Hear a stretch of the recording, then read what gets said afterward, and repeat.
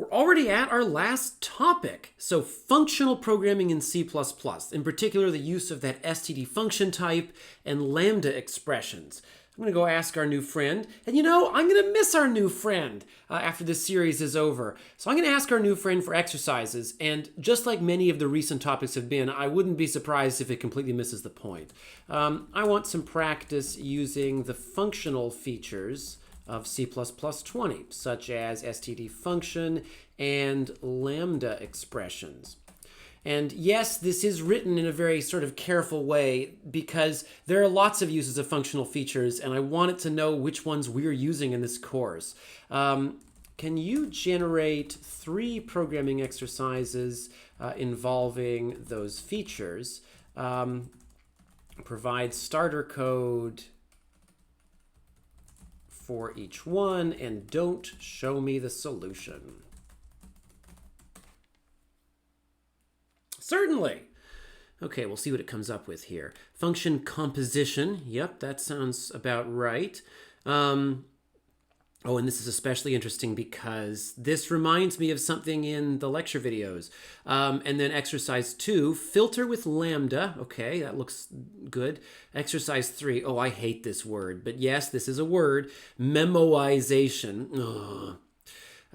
Implement a memoization technique. Okay, this looks interesting. I'm not sure what I'm going to do with this. Let's start with exercise 1, obviously. So, I know what it means by compose, but I will copy it over and then we'll see how obvious it is. So basically the idea when I hear function composition, so if you give me 2 functions f of x and g of x, the composition of the 2 of them would be this, f of g of x. So we apply one and then throw the output of one directly into the input of another. Sometimes this is written with formal notation, so we might say, what is the function f compose g? And we use this, well, there are a bunch of symbols people use, but sometimes they use a hollow circle. And the idea is f compose g is itself a function. So this is a nice operation involving using functions to perform operations on functions. So sure, let's do this. So we want a compose function. It does give model output, so I've got a way of verifying that my output, that my assumption makes sense. But it looks like what's happening is we want to call this special function compose to create a new function that doubles and then adds 5 to a number. So it does doubling first and then adding 5. Now, I generally like writing function composition the other way around, but it's pretty clear the order that it wants things to happen. And it makes sense if I throw 10 into that, it gets doubled, then I add 5, I should get 25. So that means that the function I get as my first argument is sort of the inside function. So if we think about composition as f of g of x, then the thing I give as my first argument becomes g, and the thing I give as my second argument becomes f. What I want is a new function. I want to create a function h of x, I don't know what I did there, h of x that equals f of g of x. And that is a very classic functional problem. Okay, so it looks like the program is just using this raw. We're not defining an alias for it, so I'll do that too.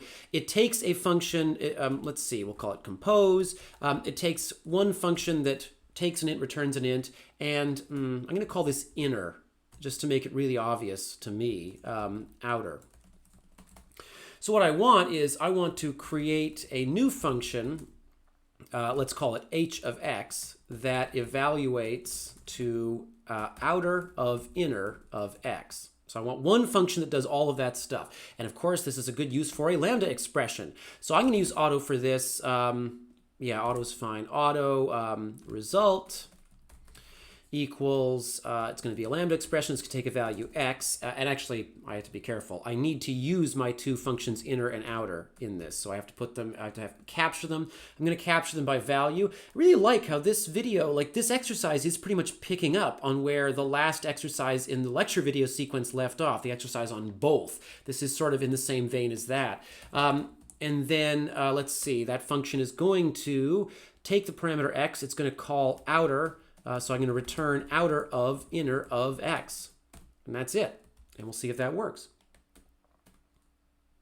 We've got a, oh yeah, okay. So typical error, this is one I think in the lecture sequence I kept bringing up. You write this and you write a return statement, so you're like, oh, I'm done, but you've forgotten to write the return statement for the function that you're creating the lambda expression in, so I return result.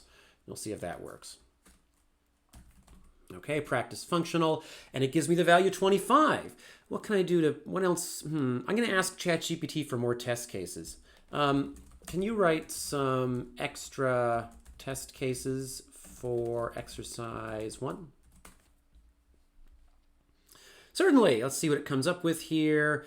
Okay, it creates something called the identity function, and an identity function does nothing. So you can see it just returns X. This is not an interesting... Maybe it is. Maybe I should try it. I shouldn't judge the test case. Just because I don't think it's interesting doesn't mean it's not a useful test. So we'll paste that. Actually, I'll, for the sake of saving this for later, original test, and then first extra test. Okay, so we'll just fix the alignment. And the idea here is that we've got this function called identity function, which does nothing. So if I compose it with itself, I just do nothing and then do nothing again. So what comes in should be the same thing that comes out. It's weird that it hasn't printed out the output. I guess I have to do that myself. Did I forget to copy that part? Okay, we'll try running this. So it should just print 42. But I mean, it's a valid test case. Okay, so I'll comment that out. Hopefully it gave me some more interesting ones. Test with different types of functions. That's interesting. So this is sort of implying that I need to use templates, which wasn't the case in my original. I'm not sure what I think of that. Do I want to use templates for this? It feels like if I want to use, it feels like that's a separate thing. Maybe I'll come back and do this in a minute. Test with more complex compositions. So here's another one doing int and int. So I'm going to do this one next, and I'm going to have to come back and stare at that other one. Okay, so here's the second extra test. All right, so now we've got a function that adds 10 and a function that subtracts 3. Now, it's interesting because in the first example, it had functions where if I swap their order, the output will be different, and I didn't even try that. So I'll go back and try that in a minute. If I add 10 and subtract 3, it doesn't make any difference what order I do those, and so this isn't a good way of testing whether I've got the order right. But anyway, I'll pass in 5, and then I add 10, that's 15, I subtract 3, and that's 12. So we'll try that out. Okay, so it gives the value 12. That's not too much of a surprise. I'm going to go back and redo one of the earlier tests. So I'm going to uncomment the original test that we had. And one thing I didn't try out was what happens. So currently it gives the value 25. I guess I'll make a copy of this. Okay, so I'm going to call this modified original test. And then I'm just going to update it so that when I post this later, so what I want to do is I want to add 5 first. And then I want to double. So if that happens and I throw in the value 10, then I get 15 and then I double that. So I should get 30. So this should output 30. So we'll try this. And it works. Okay. I think I've done enough tests to verify that the basic idea of composition has been realized. Let's take a look at that complicated test. So that was this. Okay, it's written, here's number 1, test with a composition of 2 identity. Here's number 1 again, and then there's number 1 a third time. Okay, I meant number 1 the second time. So we'll copy this and go look at it. Okay, so this is... what did it call this? It said test with different types of functions. So I think the exercise, as far as we're concerned, is now done. But for the sake of completeness, I want to see what happens. I want to look at this. So what we have here is we're trying to compose reverse and square. And what doesn't make any sense to me here is...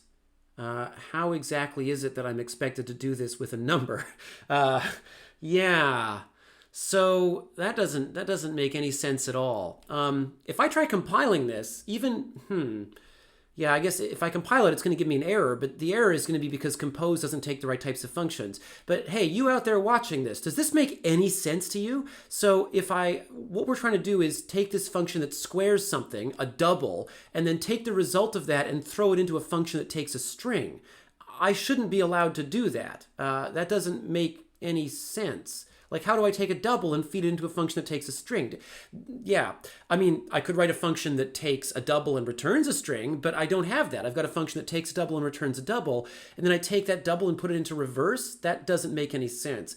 I guess I should complain. I'm going to complain in a vague way. For the second test you provided, called test with different types of functions, could you elaborate a bit? I'm going to see whether it notices its own apparent mistake. Could you elaborate a bit? Certainly. Okay. So we've got two functions.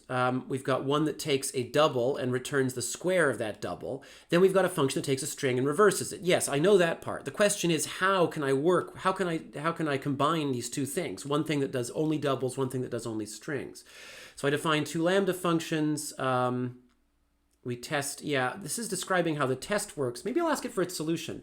What is your solution for that, the compose function, such that the solution works on that test case? I don't know why it can't see the mistake.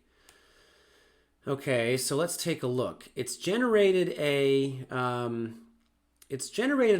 It's generated this compose function that, well, let's just see what happens if I take this. Will it run? I mean, maybe I've misunderstood what it's asking me to do. So I'll put this over in practice functional2.cpp just for now, and we'll see what happens if I try compiling it. Because it might be I've misunderstood something and I didn't know what clarification to ask for. But I'm thinking that maybe it doesn't know what it's doing. So yeah, I'm getting a compile error. Now the compile error could be due to some sort of template problem, but what it does seem to me like if I'm trying to compute f of g of x, it's sort of a precondition that what comes out of g has to fit into f. And what's coming out of g here is a double. So how do I pass that into reverse function? ChatGPT doesn't know how to compile code, so I don't know that I can just tell it that I got this error, but I'm going to give it another nudge. So I think this error confirms my suspicion that it's not like it has a different idea of the exercise. This is just plain wrong. This shouldn't be allowed. I get a compile error when I try that code. Let's see if it's going to apologize. Yeah, it apologized. Let's see what it comes up with now. Does it detect the right error? There's an issue with the provided code. The issue is we're trying to compose functions with different types, which, yeah, that's a pretty serious problem. Even if you end up fixing it, that means you will have changed the character of the exercise. To handle this, we have to introduce a type transformation. Okay, I'm going to copy its code and see what it does before I bother trying to read it. So I paste in the new code, and I'm sure I pasted it in properly. Whoops, okay, yep, so let's try running this. And I don't actually see a difference. Did I not paste it? So let's go take a look. This is still, this lambda that we have here is pretty much the same lambda that I wrote, but adjusted to have some templating installed. So that doesn't quite work. The two lambda expressions it's created in main aren't any different, and then it doesn't look like it's actually doing anything any differently. So it says it's a type transformation, but that doesn't work. I still get a compile error.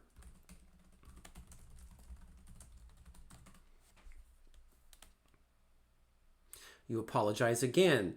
I suspect that nothing we can do at this point will fix it. I have a feeling it doesn't know what's wrong with the code. It looks like what it's doing is flailing around aimlessly, to be honest. So when I look at this is no longer an std function object. That's a C-style function pointer. And so I think ChatGPT has gotten stuck and it doesn't know what to do. We saw this in the last video. I feel like a version of this thing happened in the last video where I kept asking for variants of an exercise, or said, can you give me different exercises? And it kept generating variants of the first exercise.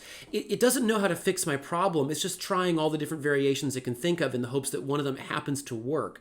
So I'm going to give up on it. I'm going to go back over and see if I can find something that would allow us to create a sort of templated version of the exercise. I can think of something, which is, how about this? Let's make a function that converts a double to a string. So here we've got this is a function that will take a double and create a string object. So we'll call this double to string. And I'll use the same abbreviation ChatGPT is using. And then I'll say, okay, that takes a double x, and it returns let's see, this would be double to string, so I want std to string of the double x. So here's a lambda expression that converts a double to a string. Its return type is string, and its argument type is double. So now what I should be able to do is a stack of compositions. So I'm going to call this function, we'll call this f2, and then I'm going to say, I'm going to do two compositions in a row. I'm going to say first, let's take the function that squares something and then take the result and throw it into the double to string function. And then I take f1 and take the result of that and throw it into the reverse string function. So now what should happen is, if I try squaring something, let's square the value 1.5, so 1.5 squared equals 2.25, then I should take this, turn it into a string, and then reverse the string. So I get 52.2. So that's a neat, I don't know, that's a neat exercise. I should at least try that. I'm annoyed that ChatGPT didn't detect its problem, but whatever. So I have to fix up some types as well. So if I first take a double and then square it and then convert it to a string, the function I end up with should take a double and return a string. However, at that point, if I take a function that takes a double, yeah, actually this is what I want. So f1 takes a double and returns a string, which means f2 takes a double, turns into a string, calls another string function, and returns a string. So there's this. This, of course, doesn't work with my basic int only compose function. So I'll say this is int only version. I'll comment this out, and I'm going to try and template it. Now, I've already seen ChatGPT's attempt to template it. I don't know if I like it or not. I'm going to try this. So template, let's start with this. I'm going to say template type name in type name out. Actually, I want to use capitals, out type. And I guess I need a type name for the middle. So basically, there could be three different types involved. If I have f of g of x, there's the type of what goes in, that's type of x. There's the type of what comes out of g and goes into f, and then there's the type of what comes out of f. There are three types. One that goes in, that's x. One that comes out, that's the type of return type of f. And then one type that goes in the middle, I'll just call that middle type. And then type name out type. Okay, so the inner function takes the in type and returns the middle type. The outer function takes the middle type and returns the out type. And the return value is a function that takes the in type and returns the out type. Now, I wouldn't be surprised if, I'm going to clear my diagram. I'm going to do some spacing changes just to make this fit on one line. I wouldn't be surprised if nothing else in my function needs to change. Yeah, because I'm using auto here, nothing else needs to change. That doesn't mean the compiler is going to like it. I suspect that the compiler may have a problem with all these different types. It may not be able to deduce. I might need to use explicit angle brackets, but we'll try. Yeah, I didn't like that. Okay, so no matching function to... I'm still compiling. Okay, I'm going to try that again. Okay, so the compile command I just ran was compiling this bit of code I pasted in from ChatGPT. So I was using the wrong compile command. Let's do practice functional 1 again. Now it complains, and that I'm not too worried about that. But the complaints don't seem to be what I was thinking. Oh yeah, okay, I got some names wrong. Whoops. Okay, and then the second error could just be because of the first error. So I'm going to try again. And now it's saying no matching function for this. Okay, this seems to be a template type error. So this I can buy. Now it's giving another error down here, which is, oh yeah, right. Well, okay, I should try calling F2 and then printing out the result. Okay, so now I should be down to one error left, and it's this nasty templating error. So let's see what happens if I manually instantiate the template. That's a good way to, okay, is it really gonna, that's a lot of complaining. Whatever. Okay, so what I'll do is I'll try manually instantiating the template here. So I'll say, okay, well, the in type is going to be double. The middle type is also going to be double, because what comes out of square func is going to be the same as what goes into double to string func, which is a double. And the output type is going to be string. And then what goes in the second round? Well, the input type is whatever goes into F1. That's a double. The middle type is what comes out of F1. That's a string. And the final output type is also a string. Okay, so we'll try that, and we'll see if that compiles. It's having a problem. I'm going to just do this for a minute so I can try and figure out where the problem is showing up. There's a lot of complaints here, and some of them seem to be related to the output. Oh, right. Okay, so you're not supposed to push C out into itself. That's not considered to be very, very courteous. Let's try it again. And it doesn't give me an error. I'm beginning to wonder if this was the only error I had all along. I'm going to try this, run it. Okay, so it prints out something weird looking. I'm going to try my example of using 1.5. Okay, this is clearly not what I want. So what I'm going to do now is I'm going to start by doing F1 of 1.5. This should give me a string representation of 2.5, and it's 2.25, and it's not doing that. So that means there is probably a mistake somewhere in my code. So what do I have? I'm calling F1. F1 takes the square func and then double to string. Okay, so there's me squaring something, and I can verify that squaring something works properly. So actually, I'm going to just do this inline here instead of making a result variable to make it easier to test and then to debug. We'll try running it. So if I call F1, yeah, right, if I call square func, that should return the double 2.25. Okay, and it does. And so then if I call double to string function, this should just return the string representation of 1.5. And it does. So now the question is, what happens if I combine them myself? So if I do the composition, then I should get the string representation of 2.25, which I do. So this is a sign that there is a bug in my compose function, because clearly it's not able to apply these two things. Because when I do F1 of 1.5, then something goes wrong. So I'm going to scroll up a bit, and we'll take a look at what's wrong with my compose function. So here's my compose function way up here. It takes as its argument middle type, in type, inner. Oh, here's my problem. So when I was writing this, I said something like, oh, I probably don't need any types in here because I'm using the auto keyword, but I was wrong. I do need a type. It's this. The type that goes into my new function should be the input type. So I should write in type here. And I hope that's everything, because I don't see anywhere else a bug could show up in this. So we'll try this again. I'm going to make sure I'm actually running the right test case. Yes, this should now be the string representation of 2.25 that gets printed. Now that's correct. Okay, now I'm going to try the final, the actual intended result. Remember that what I'm hoping for here is 1.5 squared is 2.25, and then I take that 2.25, convert it to a string, and then reverse the string. So 2.2. That's what I expect to show up if I run this. So we'll compile it, we'll run it, and it's a very odd looking thing. So actually I should elaborate a bit on that. So we convert 2.25 to a string with toString. And by default, toString wants to add a bunch of extra decimal places. I think it does 6 by default. So then I get this, and then I reverse this string representation. So 0.2. And that's just because I've used std toString. And if I try it with 3.14, like what ChatGPT wanted me to do, then we'll run it. And let's see. So I have a couple of disagreements with this. So let's see. It's claiming that 3.14 squared is 9.41, which I will, I'm going to check that over on my other computer because I want to make sure that I haven't gotten the math wrong. 3.14 squared is, yeah, so this is not 3.141 squared. So 3.14 squared is equal to, according to my other machine where I'm using a calculator, and I trust that calculator a hell of a lot more than ChatGPT, it's this. 3.14 squared is 9.8596.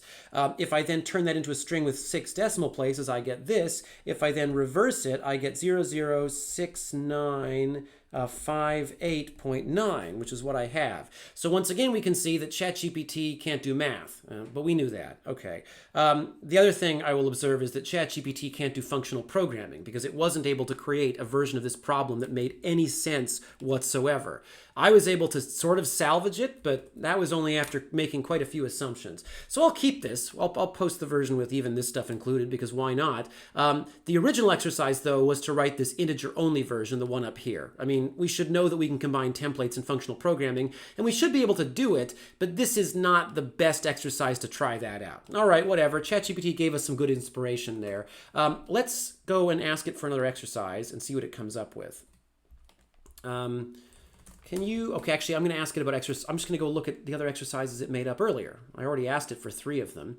So, exercise 2, filter with lambda. I think we've done this, but I'll head over, I'll grab the code, and I'll put it here. Let's see what it wants. So, we've got this vector of numbers, and it included vector. Okay, so I've got a vector of numbers, and I want to use the filter function to create a new vector containing even numbers. And then it doesn't say what the filter function does, and it's not... I think I see what it's doing. So it takes a vector and it takes a lambda expression that evaluates to true on the elements that I want to keep. And then I return a new vector with only those elements in it. This is an exercise we've done in the lectures. I'm going to ask ChatGPT for a formal specification. For exercise 2, can you generate a header comment for the filter function containing a formal specification of that function? And we'll scroll down. We'll see what it comes up with. Yeah, it's generally all pretty good at doing that. And this is definitely a pretty... Oh, it's going to show me the solution. Yeah. So I'm going to paste that here. I'm going to pretend I don't see the solution that it writes. And we'll look at them. We'll see what we can do. It doesn't... I did catch a glimpse that it was using templates. It doesn't say to use templates in this that I can see. And that means that really, if this were an exam question, you don't need to use templates unless either it's clear from context that you have to. So if in the testing code we call it with different types, or if we say that you have to. So it looks like we have 2 parameters, input vector and predicate. And it's calling this a lambda predicate, but I interpret this to mean a lambda function. The lambda function will take an element from the vector and return true if the element should be included and false otherwise. Actually, a style note, I shouldn't say lambda predicate here. I should say a function. It's none of my business. If I'm the filter function, it's none of my business where you got that predicate from. It could be a lambda expression. It could be some other function you found elsewhere. I don't care. It doesn't matter to me whether it's a lambda. Okay, I think I've got enough though. So what I'm going to do is I guess I'm going to return a vector of int, and I'm going to take a vector of int, and this is a filter is the name of the function. So I take a vector of int, I'll take it by const reference, as my argument, and it's called input vector. And then I take a function that takes an element from the vector and returns true or false. So I guess that means I want std function, which returns true or false, that's bool, and takes an int, and it'll be called predicate.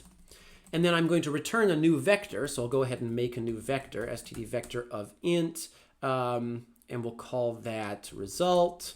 And then I'm going to return result eventually. And now what I guess I'll do is just loop over every element of my input vector.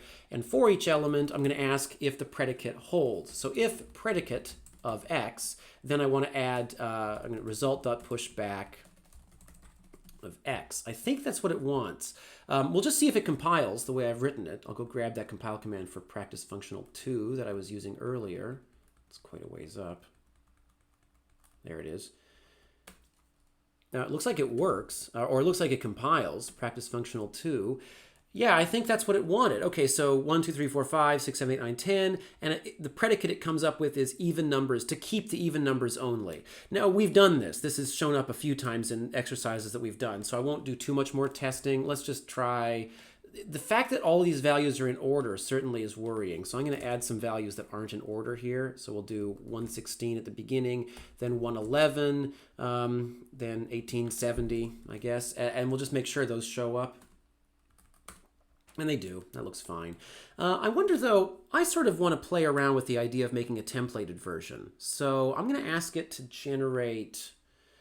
No, I can do this myself. Okay, so it feels like asking it for advice is pointless in this context because it has not been able to help me very much so far in these recent videos with asking for advice. So I'm going to make a vector of strings. We'll call it strings, and then it's going to contain raspberry, pineapple, and then, you know, ChatGPT has really liked using apple, banana, and cherry, and it's good to broaden our. I think apple, banana, and cherry would be good in like a juice blend. I don't know that I'd certainly want raspberries more than apples, bananas, or cherries. And then we'll obviously do pear. We'll make that lowercase. So what I'm going to do is also I want to try and write a version of the filter function that's templated and appears to the extent possible to work with vectors of any input type. So I'm going to say, I actually remember we did this in the lecture. We've done this already in lecture videos. Let's do, are there, all of the fruits on there contain the letter A except for cherry. How about this? We'll make a predicate that contains the letter A. And I'll actually do that as a separate. So contains a predicate, contains a test. And that equals, that's just going to be a predicate that takes an int, or no, it takes a character. It takes a single string. It takes an element of my vector of strings. It has to be a string.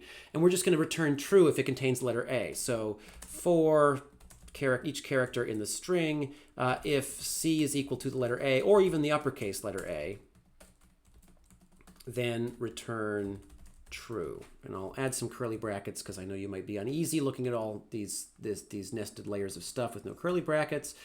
So the idea is I want to now use the filter function to make a vector that contains only those things in my input vector that actually have the letter A in them. So that's everything in this case except for cherry. So cherry should be omitted here. And then contains A is going to filter my vector of strings using the predicate contains A test. All right. And then I'm going to print out the vector of strings that I come up with. So that's the contains A vector.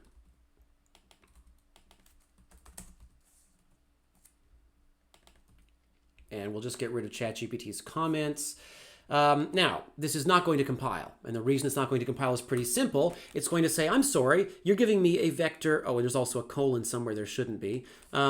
It's going to say, I'm sorry, when I call filter, you give me a vector of strings and you give me a string predicate, but I expect a vector of ints and an int predicate. So of course it's not going to work. And I'll just verify that's the only error I get once I reach this point. Yeah, so just that. Sorry, it wants a vector of ints, you gave me a vector of strings. And that's because I need to templatize my function. So I'm going to say non-templated version, and then I'm going to write a version using templates. Now, I don't know whether the compiler will be able to understand the template without me telling it, but we'll see. So I'm not going to say string, that's not going to work. I guess I just need a vector of t here. So we'll say template, type name t, and t is the element type of the vector as well as the argument type of my predicate.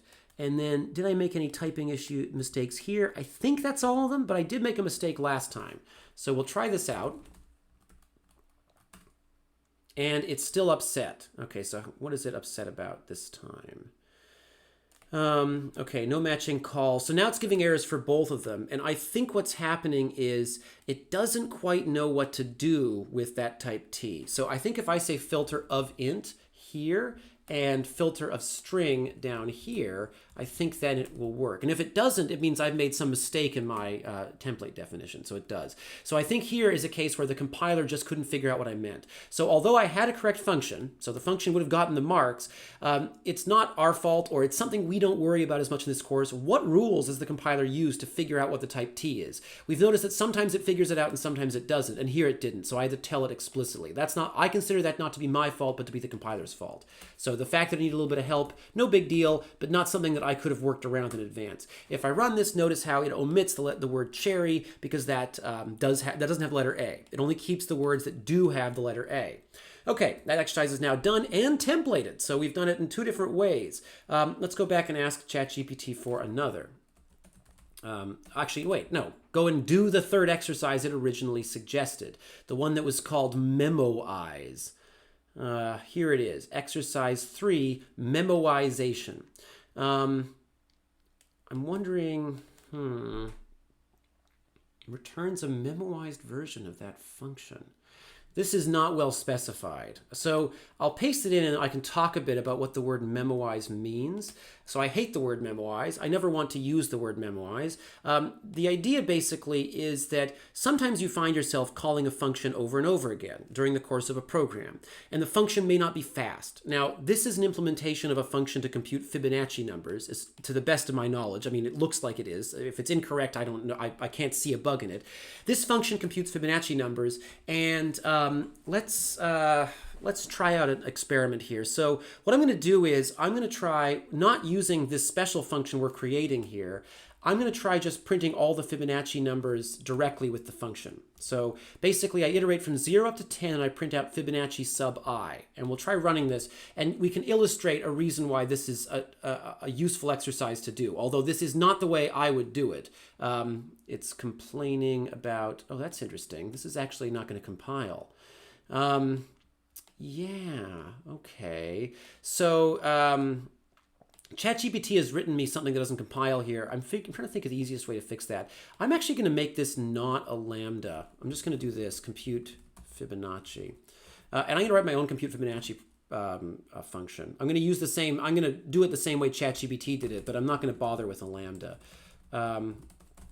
Because I feel like this might actually allow me to explain it a bit. Okay, so if I'm asking for so the Fibonacci sequence looks like this. There's 1, then there's a 1, and then every subsequent element is the sum of the previous 2. So then 2, sum of 1 and 2 is 3, the sum of 2 and 3 is 5, the sum of 3 and 5 is 8, 5 and 8 is 13, and so on. Okay, so how about this? If you give me I'm going to say n here, the nth Fibonacci number, well, if you ask for a value of n, I'm going to use unsigned, which means I don't have to worry about negative numbers. Okay, so the 0th Fibonacci number is 1. And the next Fibonacci number, so if n equals 1, then it is also 1. So this is our base case. 0 and so 1 and 1. The first two are 1s. I'm deciding that we're numbering starting at 0. Okay, and then otherwise, I'm going to return I'm going to compute the previous two Fibonacci numbers. So I compute Fibonacci n minus 1, and I add that to the result of computing the Fibonacci number n minus 2. We already know that we don't need to assign it to a variable of type std function to use it. I want to call this function fib because it'll be a lot easier to talk about it. So we know that we can, if I wanted to, I could make an std function object to refer to any function that's in that's in other videos that I've done. I'm also realizing that I got to do unsigned int here. So I'll just delete this. So we have this function fib, and what it does is it computes the Fibonacci sequence by using recursion. And one of the reasons why this is a weird exercise, although I think overall it's a good exercise, using Fibonacci numbers as the application is weird because if you want to compute Fibonacci numbers quickly, you wouldn't do it recursively for the reason that I'm about to demonstrate. But suppose that you have to. Suppose I forced you to use this function to compute Fibonacci numbers. Let's see what happens if I run this. So right now, all it's going to do is call the fib function.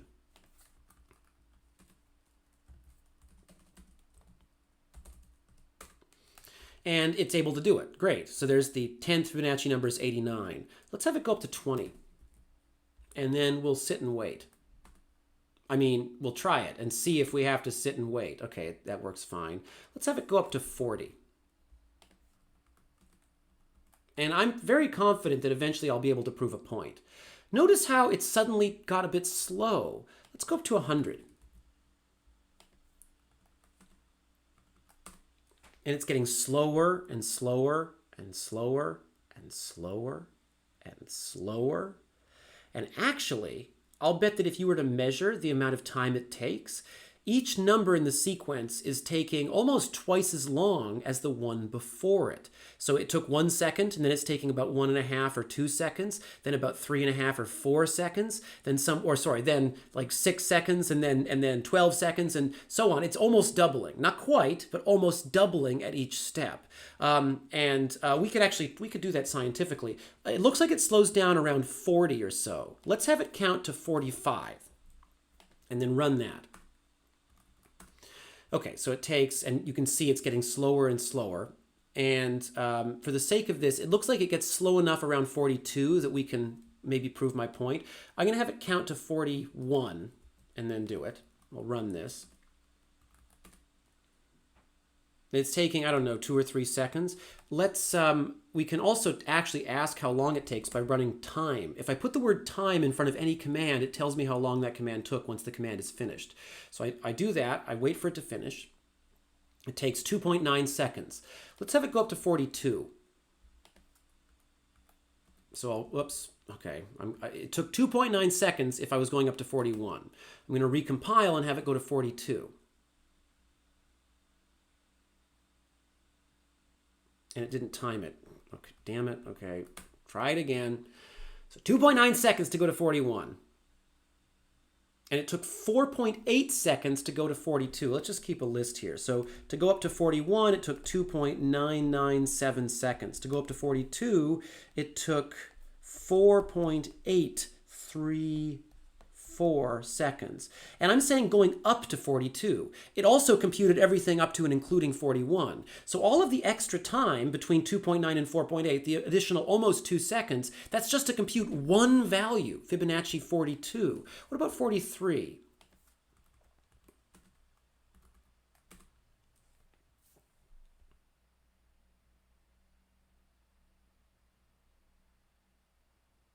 And that took 7 seconds.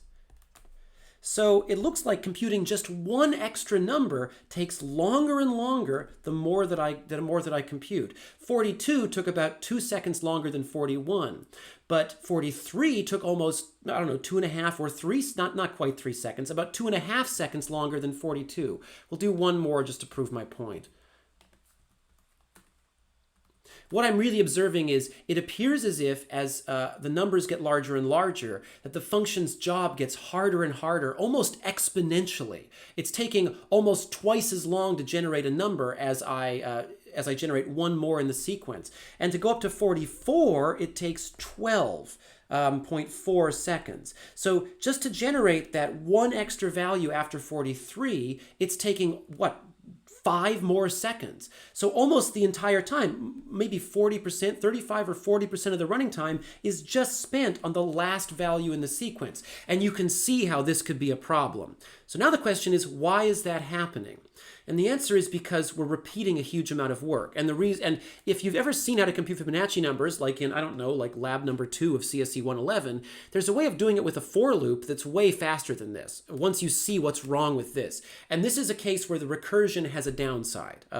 This recursive solution isn't as good as if I were to use an iterative solution. And here's why.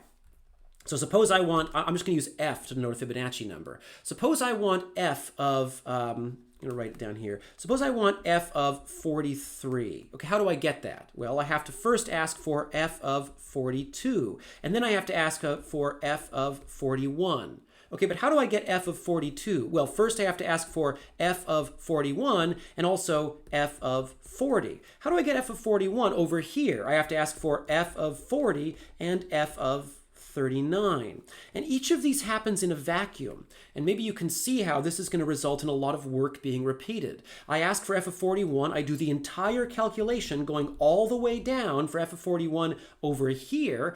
And then over here, I'm also doing it. I'm doing the same calculation twice, and it gets worse and worse. Notice how I'm doing f of 40 here, and it turns out I'm also doing f of 40 as part of this. And so as the number I'm computing gets larger and larger, the amount of work I'm doing increases pretty much exponentially. Not by powers of 2, but by powers of something that I think comes to about like 1.6 or 1.7 if we care about the formal analysis. And now think of if I want to do f of 44. If I want f of 44, I have to do all of the work for f of 43, and then separately, I have to redo all of the work for f of 42, all the way down. And so I'm repeating horrendous amounts of work. So how do I fix it? Okay, well, the way that I fix it, frankly, is I write an iterative version. I don't do this. Let me just show you an iterative version and demonstrate how much faster it is. So I'll add, this is getting way off topic for the functional programming exercise, but I'll come back to that in a minute. Okay, so I'll say int, to compute the next Fibonacci number, I'm going to store the previous 2. So I'm actually going to keep these 2 base cases. I'm not going to use recursion, but I'll keep these two cases. Okay, int last one equals 1, int last two equals 1, and then int next equal, and then I'm going to say for int I is 0. Oh, forgot to use C++ here, so we'll do that. For int I is 0, I is less than n, I plus plus. What I'm going to do is I'm going to write, actually I'm going to keep track of the last number I computed, the current Fibonacci number, and the next one. All right, so we'll do int next is set to last plus current. And then I'm just going to say, at the end, I'm going to say return the current Fibonacci number. And I've got to be careful about my indices here. So if n is 0, then current will equal 1 at the end of the loop. But it doesn't matter because n will never be 0 because I've already taken care of that. If n is 1, same story. If n is 2, then I'm going to run this loop twice. And that means that current should equal that...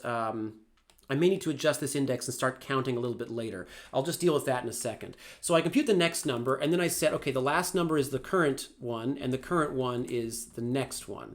That should be all that I need to compute the next one and then to adjust the ones that I'm keeping track of. So what I'm going to do here is I'm going to run this. The output will probably be wrong, but you'll notice how quickly, oh, I'm doing unsigned int. I should know better than that. So we'll do unsigned int in both of these places. And then down here. All right. So I'm going to run this. I think let's just see whether I'm probably doing this 1, 1, 3, 5. Yeah, I should be starting my count at 1 here.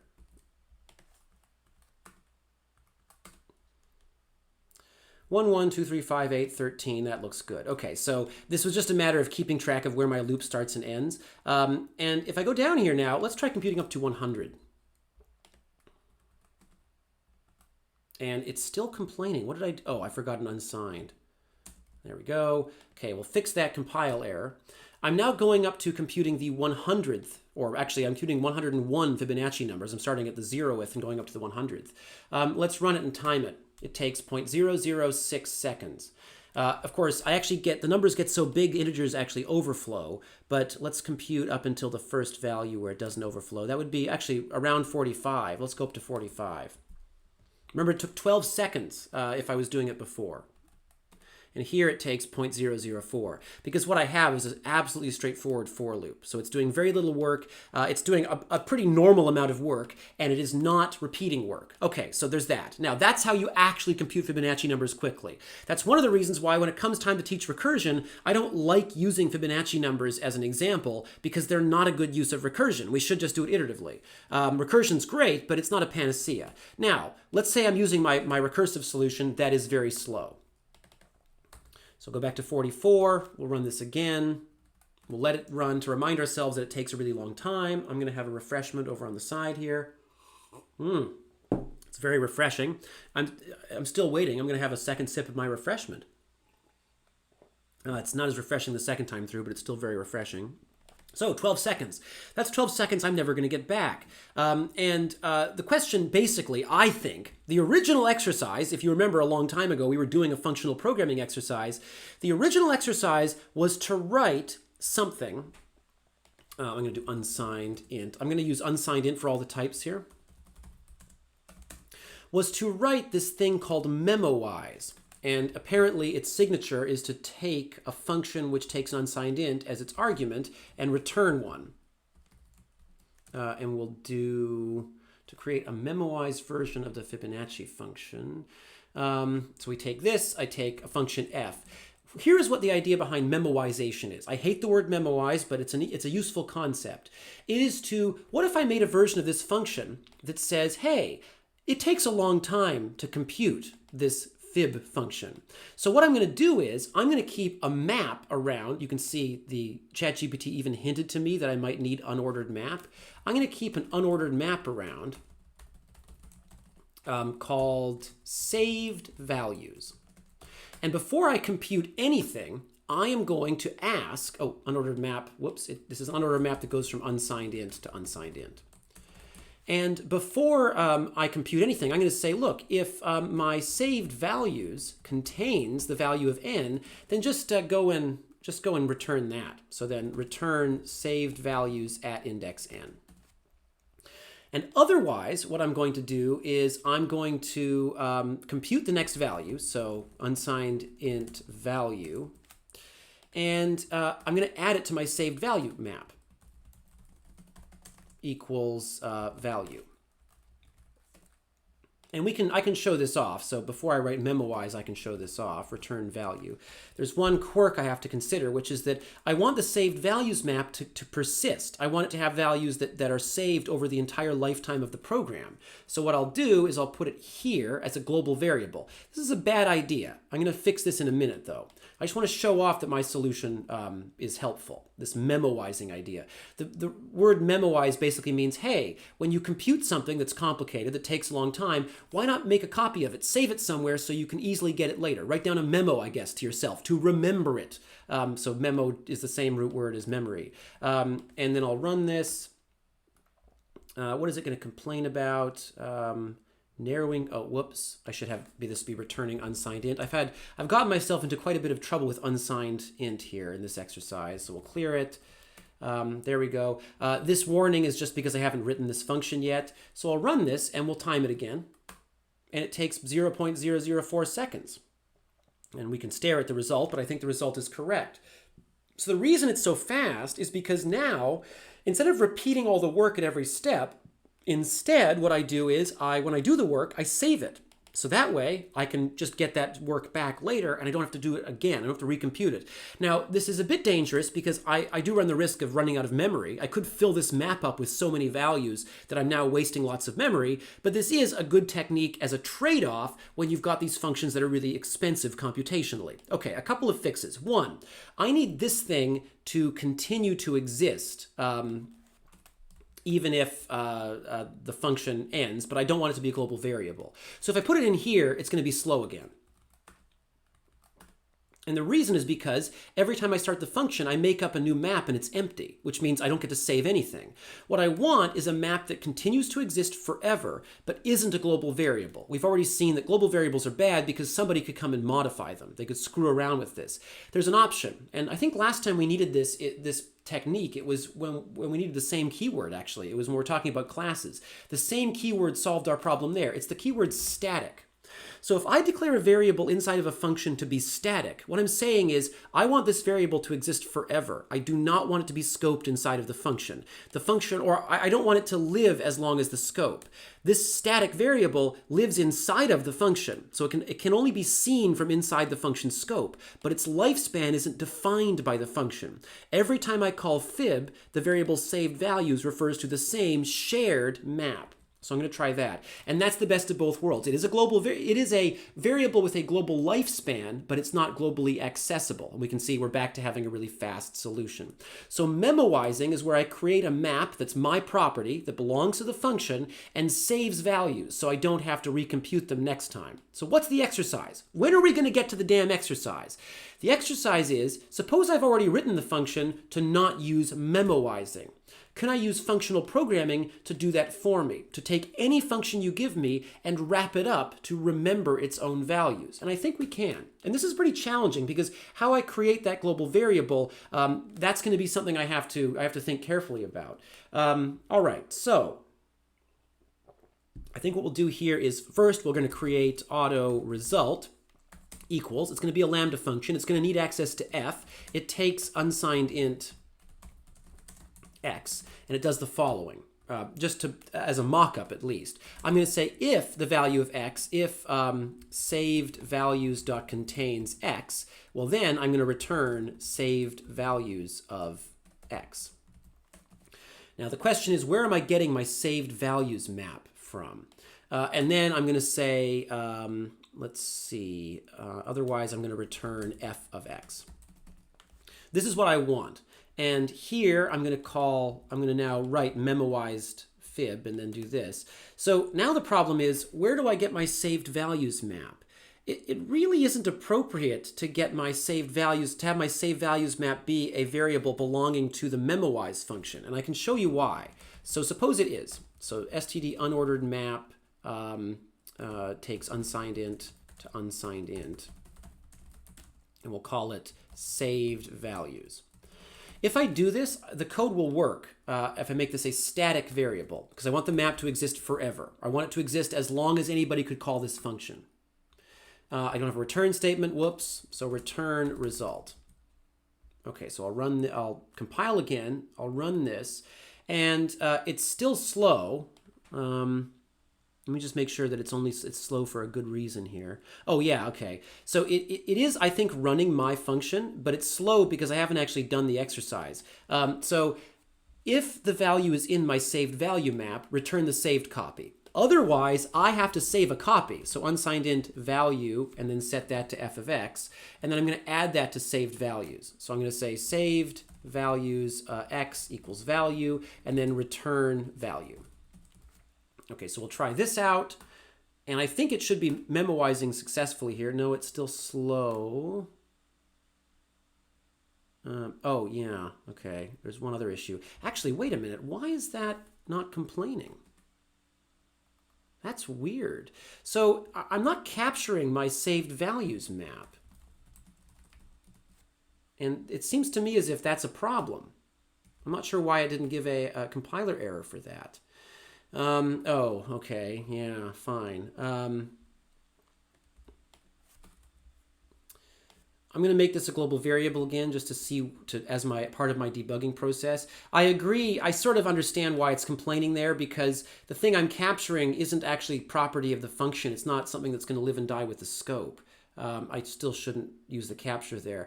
You are allowed to use global variables inside of a lambda without capturing them. So it's basically saying, don't capture this, it's a global variable. But I'm a bit confused as to why it's not actually doing the memoization that I was expecting. So we'll just we can debug that in a variety of ways. So one of the ways we can debug that, I'm going to bring this back in as a static variable. I am somewhat convinced that it is using this. It's just a question of why it's not adding it in automatically. So I'm going to just use a print statement to verify that that's happening. X, and then a space, and then value. And then I'm going to print out, I'm going to see what happens there, and I'm going to expect that I see a lot of that. It should be so much, in fact, that I'm going to change this to be 5 while I debug. And if I stare at this, I'm not noticing, that's a little bit, oh yeah, no, okay, there it's printing it out. There's 1, and there's 0, 1, it would be x and then the value 1, 1. Okay, so now the question is, why is this not going into the map? So I'm going to print out here. So I'm going to make this print statement more detailed. Inside of lambda, there's x and there's the value, and then I'm going to just print a new line. And the output format's pretty nasty, but you can see it is evidently getting into that point of the lambda. Now I'm going to see, okay, what's saved values of x? Is that not getting set, or have I made some other mistake? And we can see that saved values of x is actually definitely being returned. Okay, so, oh, I see what's going on. Yeah, okay, this is interesting. I completely missed this detail. All right, so I'm going to go back to what I had. This actually is working. It's just slow. And the reason is because the memoizing I'm doing here can't fix one pretty serious underlying problem. So what I'll observe is I'll just wait for this to finish. It is actually going to take pretty much the same amount of time it took before, but the reason is because the memoizing that I'm doing basically can't fix this. Inside the fib function, it always calls the fib function. It doesn't call my special memoized version like I was doing in the earlier example. So inside the fib function, it does still just call itself and have to do all the work. So it is memoizing things, but it's not doing it in a way that's really obvious with the way that I'm doing my test case. So let's try modifying the test case. So I'm going to go from 44 down to 0, and we'll do I minus minus. And I'm going to do this with my normal Fibonacci function. because I want to show off at least some benefit of this exercise. It's weird because ChatGPT should have known about this, about the fact that if you wrap up your function in a memoized wrapper, it can't affect what the function does internally. But I'm going to show off, I think I can show off a way that this does make the code faster, and therefore that the exercise was a success, even if only sort of a Pyrrhic victory. Okay, let's run this. This is going to run using the normal Fibonacci function, so this should be slow. I'm going to start at 42 to save a bit of dead air in the recording, because it's going to, I don't want it to take 12 seconds, but I'm going to time it.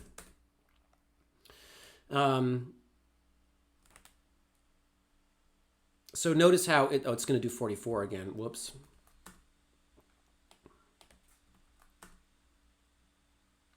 So if it does 42 first, notice that it's going to take obviously a long time to do that, and then get faster and faster as it goes. So it takes 5 seconds.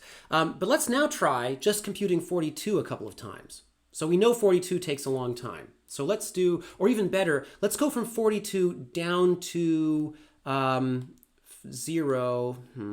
Let's do 42 down to 30. And I'm going to do that twice. So I'm going to say, I'm going to print out second pass. And then I'll do it a second time. So when we watch it, we'll watch it as it goes by. I claim that as it goes, the second pass will start and be just as slow as the first pass. So notice how the first pass got faster as I counted down, and the second pass also gets faster as I counted down. I'm going to confess now that my counting down approach actually isn't going to make it faster. I'm a bit confused about exactly where the memoization is happening. So I'll go back to just counting up, because that means it's easier for us to visualize. So I'm going to count from 30 up to and including 42, and then I'm going to do it again. And my claim is, as we do this, we will notice that both times it takes the same amount of time. I call the fib function both times, and it has to do everything from scratch. And you can see it sort of accelerates, but then it levels off, and it takes a long time to compute number 42. So it takes 11 seconds in total. Now I'm going to use my memoized fib function. And I'm going to run it. My hypothesis is the first pass will be slow, but the second pass will be fast.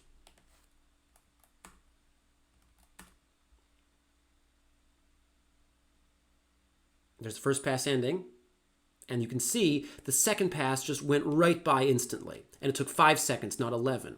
Okay, so there's the memoization working. When I call the memoized fib function, it remembers whatever I called it with, but only when I call it directly. So inside the fib function, it's still going to be slow, because inside the fib function, it doesn't know about the memoized version. That's why this exercise turns out to be a bit flaky. But I think I was able to demonstrate that there were benefits. And the benefit here was that because I've called the memoized fib function to generate 30 up to 42, when I call it a second time, it will remember what I've done. Now, I'm not done with the exercise though, so I've proven that memoization helps, although it didn't help as much as I was sort of hoping it to. So Fibonacci, okay. I'm going to do this again with a second input function. So I've got fib. I'm also going to write one other function, and it's going to be square. And all it's going to do is square a number, because I want to demonstrate a serious problem in the approach that I've taken. And the problem is this static variable here.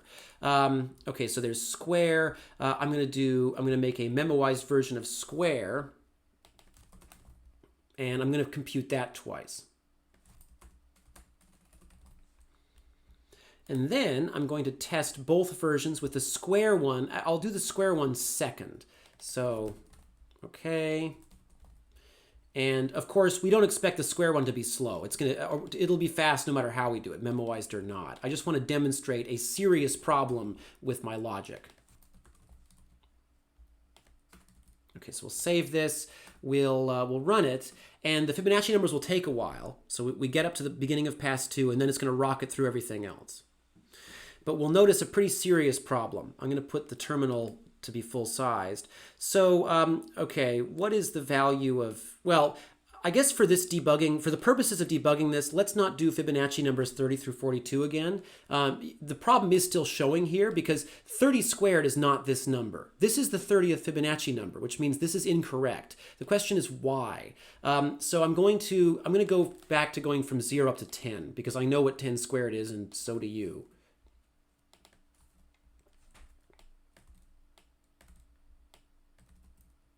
And we'll run this, and we'll show off that this is remembering the wrong stuff. So when I compute Fibonacci numbers, it prints out 1, 1, 2, 3, 5, 8, and in the second pass, it does the same thing. In the second pass, it's giving me the memoized version. It's remembering what I computed so I don't waste time computing it again. The problem is, when I call the square function, it remembers the same values. There's only one map being used to save values. So if I memoize multiple functions, if I wrap them all up, I have this serious problem where it's only using one map to remember everybody's results. And that's not cool. That's going to result in all these functions having the same answer, basically. Or whichever function you called first, that's going to be the value that gets remembered. I want the square function and the fib function to be independent. And this is why this static variable isn't appropriate in this case. If I use a static variable to do manual memoizing, so if I did what I did earlier and put it here, that would work, because it would only remember the Fibonacci numbers. But this saved values map is going to get shared among everybody that I call the function with. Any function I pass in to Memoize is going to share this saved value map. That's not what I want. I want every time I create this lambda expression, I want a brand new saved value map that's permanent, that doesn't just last as long as one invocation of the function, it's permanent. And I've got one way of doing this. I don't know if it's the same way that ChatGPT would do it, so I'm just going to do it my way, and then we'll see what we think. What I'm going to do is, I can't just create an unordered map and then have it be a local variable. If I do that, on line 23, this unordered map is a new unordered map I've created just for this lambda expression, which is sort of what I want, except for a problem that the compiler might even tell me the problem if I try and compile it. I'm going to bring it back down. Whoops. There we go. If I try compiling this, what does it do? Is it going to complain? It won't. Is it going to work? I would hope it crashes. Yeah, this shouldn't work. So the reason why it crashes is I've made this local variable called saved values. I've given the lambda ownership over it, or I've allowed the lambda to use it, and the lambda is going to exist even after the function ends. The problem is saved values ceases to exist at the end of the memoize function. What I want, in other words, is to create a map for saved values that will continue to exist as long as anybody needs it. It's not automatically going to stop existing. I want it to continue to exist as long as anybody has a reference to it. In other words, what I want is I want to use, I guess, dynamic memory. I want a smart pointer. So I'm now going to define a type. I'm going to define a variable that is very ugly indeed. std shared pointer to an unordered map is going to be, and I'm going to call it saved values PTR, is going to get initialized to std of make shared. And what am I making? I'm going to make, I'm going to make this variable of type auto, because this is going to be too much of a mess. I'm going to use make shared to create a new unordered map. Make shared of this, and I just call the constructor with nothing. I'm just making an empty map. Let's first see if that compiles. I guess I just have to, I'm going to comment this out, because nothing will compile unless I either finish it or I comment this out. Let's see if I called make shared correctly. That did not look good. Value is not declared in this scope. Okay, give me a break. So return 1. That's going to complain about unsigned ints, maybe. Oh no, that worked. Okay, so that's good. I'll uncomment everything. All I was doing there was making sure that this line I just wrote, this really ugly looking line, actually works. What this does is it creates a new unordered map as a shared pointer. This is the shared pointer here. I'm now going to take a copy of that shared pointer, which means the lambda owns a copy of the shared pointer, which means that the object the pointer refers to doesn't get destroyed until the lambda gets destroyed, because the lambda has a reference to the object that it contains. However, I now have to do something like this. I have to write auto ampersand saved values is the result of following that pointer, because I want to use the saved values map as if it were a map. I want to use a dot and square brackets on it. So I have to follow the pointer, and I'll use that. I'll just get a reference out of it so that I can use that, and we'll see if this works. I'm going to expand the output. All right, so here are my Fibonacci numbers. They are being memoized. We are remembering them. And here are my squares, and you can see they're being remembered as well, but they're not the same values as the Fibonacci numbers. Each function that I memoize has its own private place to put its memoized values. And just in case you're not convinced, I'll print out, I remember the answer for x equals, and then I'll print out x.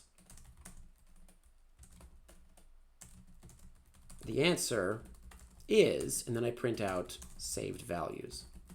Just to prove to you that it is indeed getting these things out of my saved values array.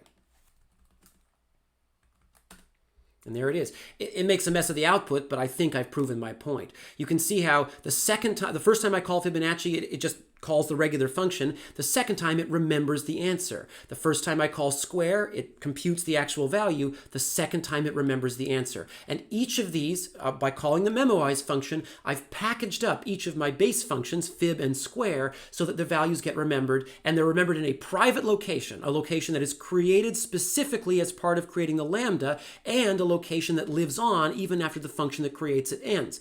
Wow. Okay, so this is a good place to close out the video and this series of videos, because as usual in CSC 116, we start from basically nothing. We start with basic input and output, and by the end of the course, oh boy. So we are not only are we working with dynamic memory and smart pointers, and of course, deep down inside of shared pointer, we're also working with constructors and destructors and new and delete. We're working with the auto type. We've got the ability to template things. Maybe you can take my word for it that I could even template the memoize function.